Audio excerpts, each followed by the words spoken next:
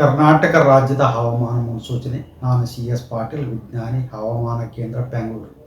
ನಾನು ಮುಂದಿನ 7 ದಿನಗಳವರೆಗೆ ಕರ್ನಾಟಕ ರಾಜ್ಯದ ಹವಾಮಾನದ ಮುನ್ಸೂಚನೆಯನ್ನು ಸಂಕ್ಷಿಪ್ತವಾಗಿ ವಿವರಿಸುತ್ತೇನೆ.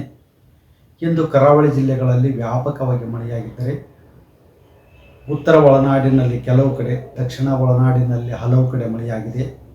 ಪ್ರಮುಖವಾಗಿ ಮಂಕಿ ಉತ್ತರ ಕನ್ನಡ ಜಿಲ್ಲೆಯಲ್ಲಿ 22 ಸೆಂಟಿಮೀಟರ್, ಕೊಟ್ಟಿಗೆಹಾರ ಚಿಕ್ಕಮಗಳೂರು ಜಿಲ್ಲೆಯಲ್ಲಿ 6 ಸೆಂಟಿಮೀಟರ್ ಮಳೆಯಾಗಿದೆ. ಈಗಿರುವ ಹವಾಮಾನದ ಸಿನಾಪ್ಟಿಕ್ ಸ್ಥಿತಿ ಏನೆಂದರೆ, ಪೂರ್ವ ಅರಬ್ಬಿ ಸಮುದ್ರದ ಮಹಾರಾಷ್ಟ್ರ ಹಾಗೂ ಕರ್ನಾಟಕದ ಕರಾವಳಿಯ ಉದ್ದಕ್ಕೂ ಟ್ರಫ್ ಇದೆ.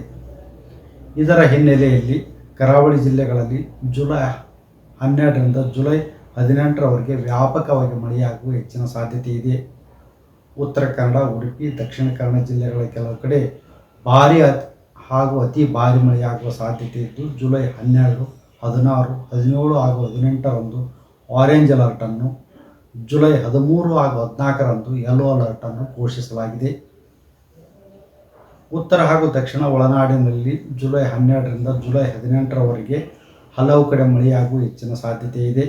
ಶಿವಮೊಗ್ಗ, ಚಿಕ್ಕಮಗಳೂರು ಹಾಗೂ ಕೊಡಗು ಜಿಲ್ಲೆಗಳಿಗೆ ಜುಲೈ 12, 15, 16, 17 ಹಾಗೂ 18ರಂದು ಯೆಲ್ಲೋ ಅಲರ್ಟನ್ನು ಘೋಷಿಸಲಾಗಿದೆ.